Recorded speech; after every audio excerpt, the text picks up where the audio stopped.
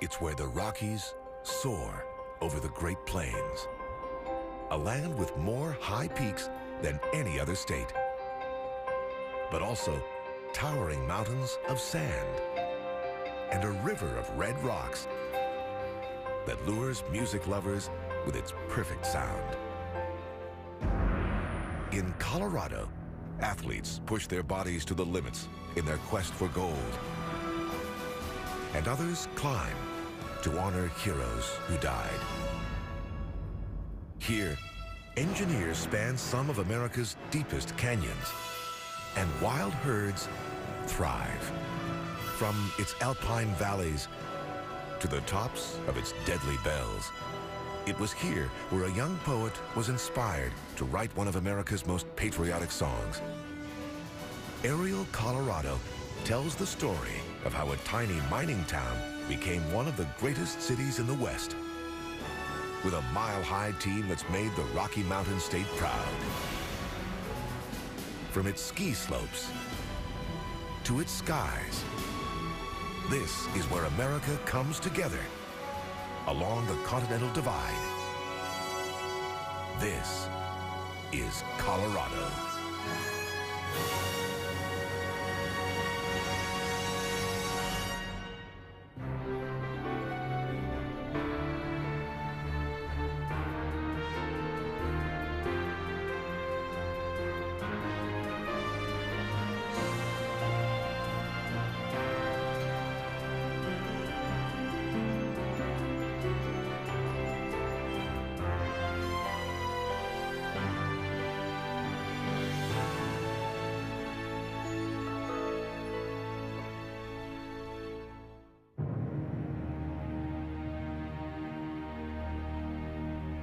In 1858, a miner in Georgia named William Green Russell heard an intriguing rumor through his Cherokee wife.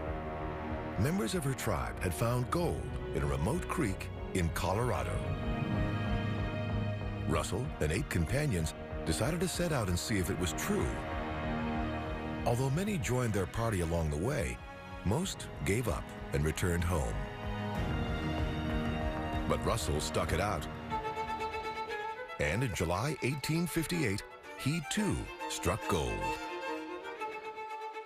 Word of Russell's find spread across the country, and soon thousands of hopeful prospectors flooded into Colorado.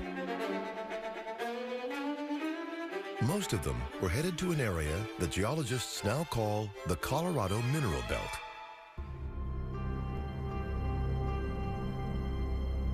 Deep below the peaks of the Rocky Mountains lies a rich belt of ore-bearing rock, full of gold and silver. Formed by fiery volcanic forces, the belt stretches across central Colorado from the northeast down to the southwest.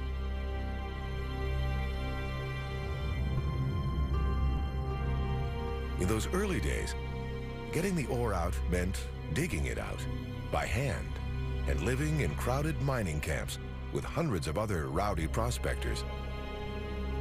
That's what life was once like here in the former mining town of Telluride, which was founded in 1878 at the base of this narrow box canyon. These days, Telluride is better known for the homes of celebrities like Tom Cruise and Ralph Lauren. But once, this tiny town bustled with eager miners, entrepreneurs, and Colorado's most wanted.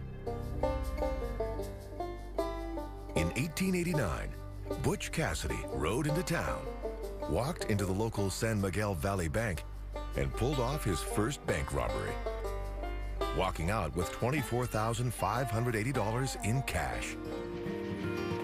Trains finally arrived in Telluride in 1890. And as ore from the town rolled out, wealth rolled in. A building boom gave the town a distinctive 19th century Main Street that's now the venue for its famous annual film festival. These days, there's no train to Telluride, just one road, and this single high-altitude airstrip.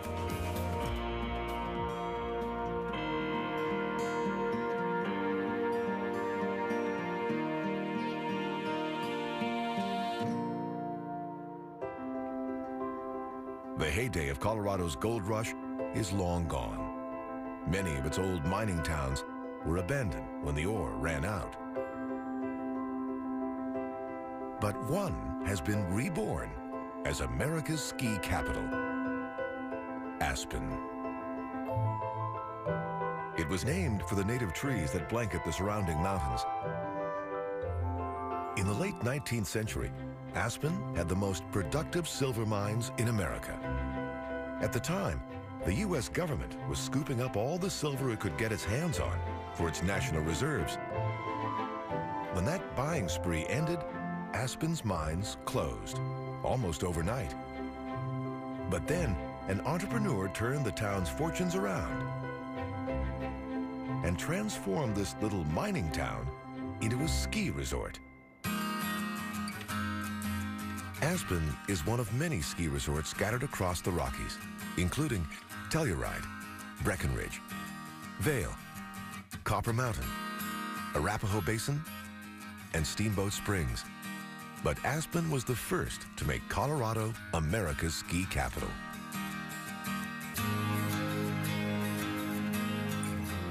Four major ski slopes blanket the peaks around Aspen.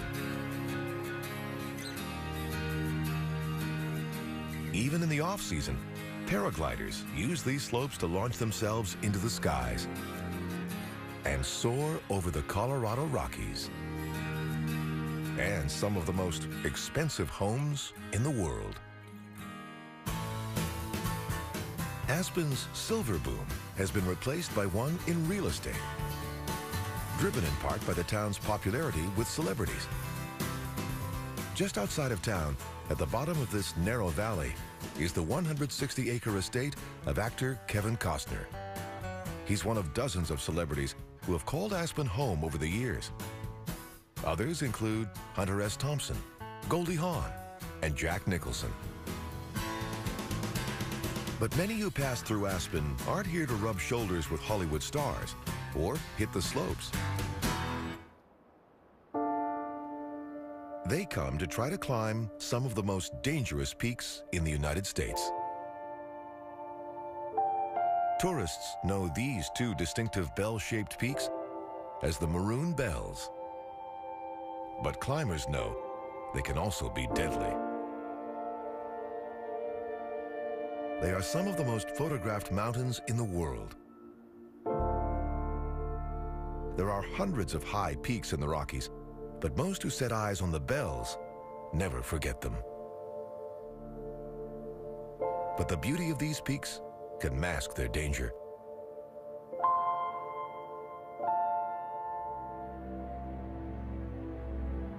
Climbers have only to take one step on these steep slopes to discover why. Trails can give way suddenly and send a climber tumbling down the mountain's jagged flanks. On the way up, a sign posted by the U.S. Forest Service warns of the mountain's danger. The beautiful Maroon Bells are unbelievably deceptive, it says. The rock is loose and unstable. It kills without warning. The snowfields are treacherous. The gullies, death traps. Only rarely have these mountains given a second chance. In 1965, 8 people died on the Maroon Bells in 5 separate climbing accidents. Tragedies that gave the mountains their nickname, the Deadly Bells.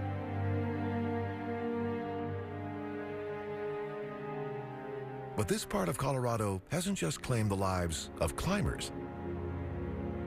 It's also been holding on to fascinating evidence of the Ice Age creatures that once prowled the Colorado Rockies.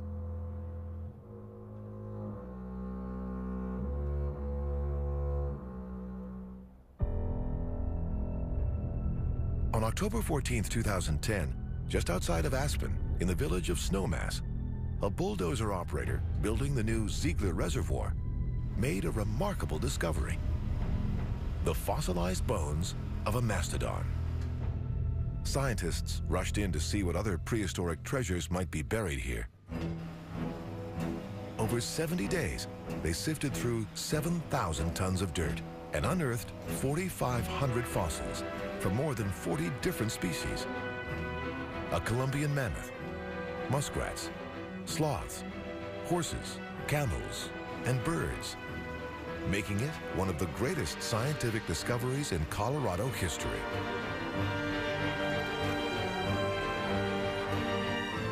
Tens of thousands of years ago, this future reservoir was the site of a prehistoric lake. The animals would have come here to drink, but why these creatures all died together remains a mystery. One theory is that an earthquake suddenly turned the lake bed to quicksand, which swallowed the beasts whole, though no one knows for sure. Today, these motor scrapers are the only giant creatures on this ancient lake. And the bones from Ziegler Reservoir are being studied by scientists at Denver's Natural History Museum to better understand the Ice Age history of the Rocky Mountains.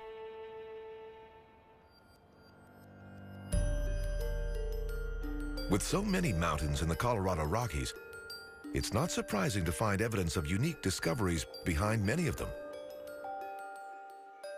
What lies near the source of Colorado's tiny Crystal River is no exception. This is the site of one of the most unique finds in America, a vast buried fortune of some of the purest marble in the world.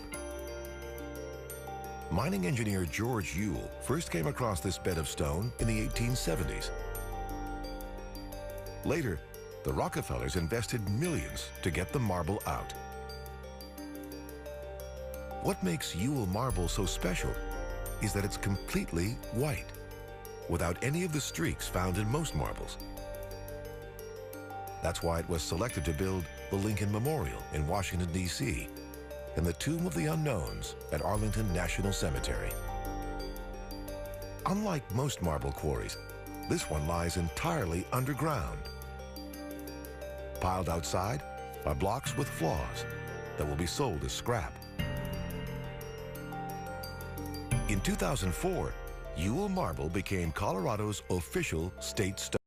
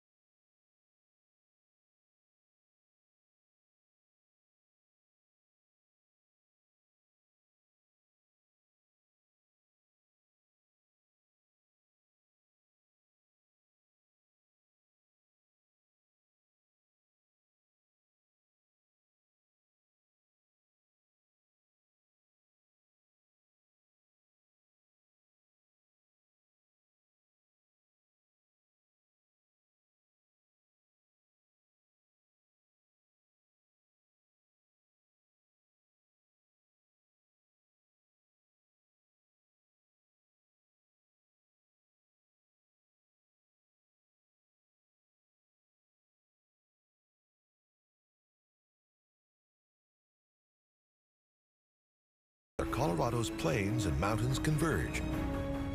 But there are surprising sounds here too. Like those that reverberate off the walls of Red Rocks Amphitheater in the foothills of the Rockies outside of Denver, drawing thousands to one of the most famous open-air arenas in the world, thanks in part to the band U2. Bono used the stunning setting of Red Rocks as a backdrop for U2's iconic video for the song Sunday Bloody Sunday.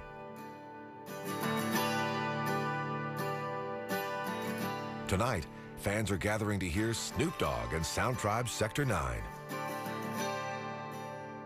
What makes Red Rocks a unique performance venue is its stunning natural acoustics. Concert halls can spend millions perfecting their sound, but the steep angle of the arena and the walls created by these rock formations provide their own perfect acoustics, naturally.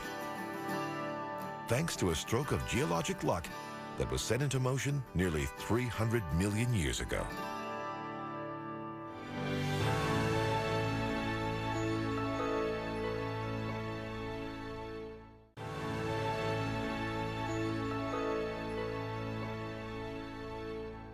Red Rocks lies along a river of sandstone peaks that continues south down the Front Range. First thrust up by geologic forces, these rock formations were then softened by millions of years of erosion. They passed through subdivisions, golf courses, and a garden of the gods. When two surveyors mapped this collection of sandstone pinnacles back in 1859, one of them thought it would be the perfect spot for a beer garden. But the other considered it a place worthy of the divine. And so he named it the Garden of the Gods. And he wasn't the last one to find God on the Front Range. Over the last 20 years, nearby Colorado Springs has been transformed into a national hub of Christian fundamentalist worship. Here, megachurches, not mountains, rise from the plains. Over 100 religious organizations call the area home, leading some to brand Colorado Springs the Mecca of conservative Christianity. Rising above Colorado Springs, in the foothills of the Rockies, one spiritual center stands apart. The Cadet Chapel at the U.S. Air Force Academy. It's the most visited man-made site in Colorado. Buddhist, Jewish, and Christian services are held here, all under one extraordinary roof. The chapel is the centerpiece of a sleek modernist campus designed at the height of the jet age by architect Walter Netsch. At any given time, up to 4,000 cadets train here to be the Air Force's next generation of leaders and find inspiration in the 17 soaring spires that invoke jets taking flight. Many of the Air Force Academy's graduates land here at nearby Peterson Air Force Base.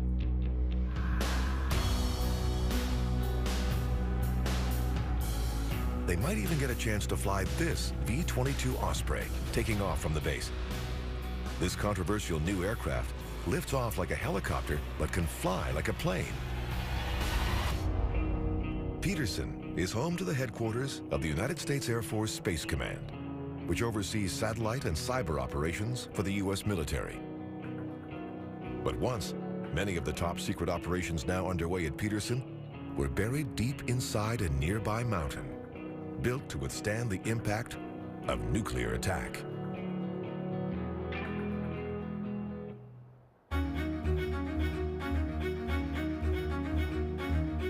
A single rail car winds its way up Colorado's Pikes Peak, high above Colorado Springs. A regular train would slide right down these tracks, but this Swiss-made car uses a cogwheel to grab hold of teeth on the rails and ratchet itself up. By the time it reaches the top of the mountain, it's the highest railroad of its kind in the world.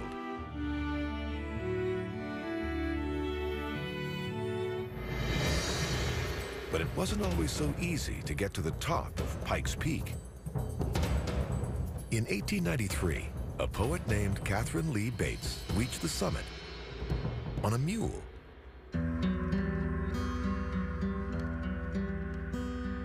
We hired a prairie wagon, she recalled, but near the top, we had to leave the wagon and go the rest of the way on mules. I was very tired, but when I saw the view, I felt great joy.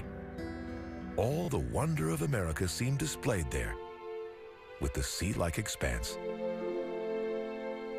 Inspired, Bates wrote a few verses, which later became the lyrics to America the Beautiful.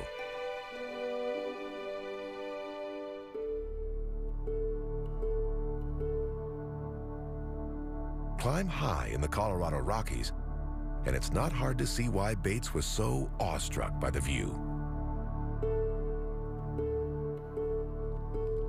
Down below, herds of wild elk cross the mountains in their search for food.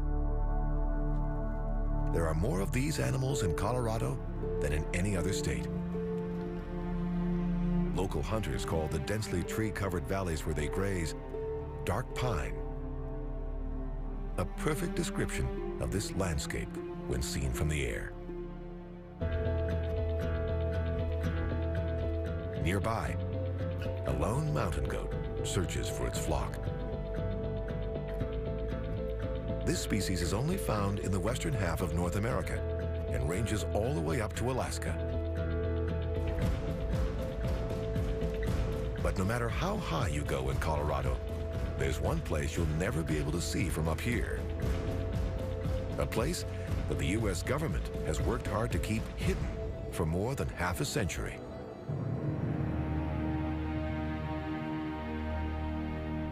Just a few miles from Pikes Peak is what looks like a mine shaft, but actually, it's the entrance to one of America's most legendary military command centers. When the North American Aerospace Defense Command, or NORAD, was first formed in 1958, it needed a safe home from which it could watch the skies for Soviet missiles and take a direct hit in the event of nuclear war. So military engineers created a hidden fortress carved 2,000 feet into the granite core of Colorado's Cheyenne Mountain. Inside, 1,800 people once worked in a series of bunkers, each mounted on springs to absorb the shock of a potential nuclear blast. They monitored the skies around the globe for long-range missiles and played elaborate computerized war games that prepared them for Armageddon. But a nuclear attack never came. And in 2006, almost 50 years after building it, the U.S. government pulled most of NORAD out of the mountain. The threats to U.S. national security have since evolved. A bunker deep inside the Rockies isn't necessarily the best defense against today's cyber attacks, terrorists, and dirty bombs. But there is one place in Colorado that's been designed to deal with exactly these kinds of threats. Or at least the people who perpetrate them.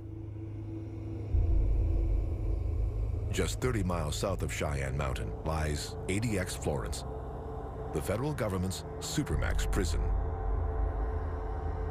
Opened in 1994, this is the most secure prison in the world. And the reason why is that it holds 500 of the world's most dangerous criminals. Supermax has been designed to make sure no prisoner will ever escape, and none have. At least not yet. Inmates here spend up to 23 hours a day in solitary confinement, conditions one prisoner called a living tomb, and a former warden described as a clean version of hell. Inside this facility is Unabomber Ted Kaczynski.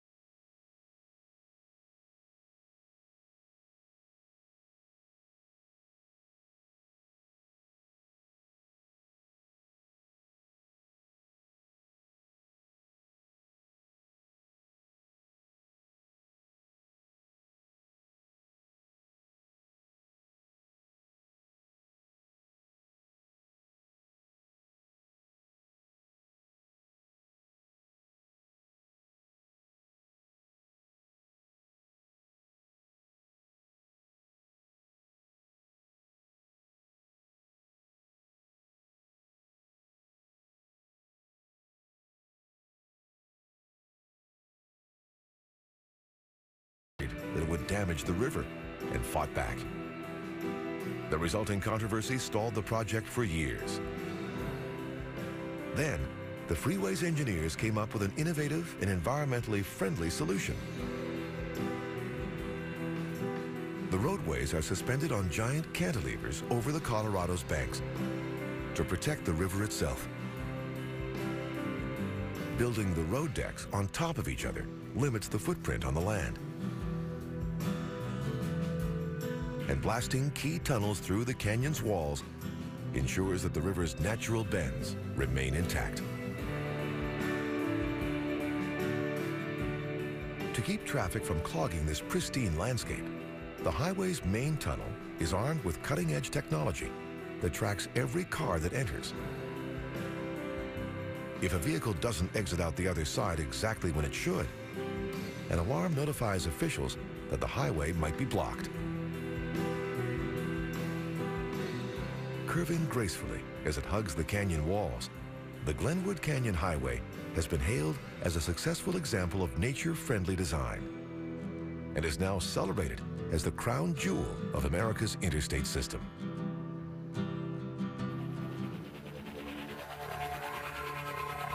It's hard enough to build highways through the Rockies, so imagine what it takes to suspend a roadway across them. That's what engineers did here to make the Royal Gorge Bridge. This wooden roadway soars 956 feet above the Arkansas River. Its 150-foot towers are embedded in the gorge's rocky cliffs. It was the highest suspension bridge in the world when it was built, and is one of the scariest for those who dare to cross. But what's surprising about this bridge is that it wasn't even really built for traffic. It's actually the centerpiece of a theme park with a bungee ride that sends daredevils swinging out over the gorge, and a gondola. The Royal Gorge Bridge was commissioned by nearby Canyon City back in 1929 to generate tourism dollars and was completed in just 6 months. Where America's great mountains meet its great plains. Where gold and silver once rode the rails. And thrill seekers hit the skies. This is the land of the Rocky Mountain High. This is Colorado.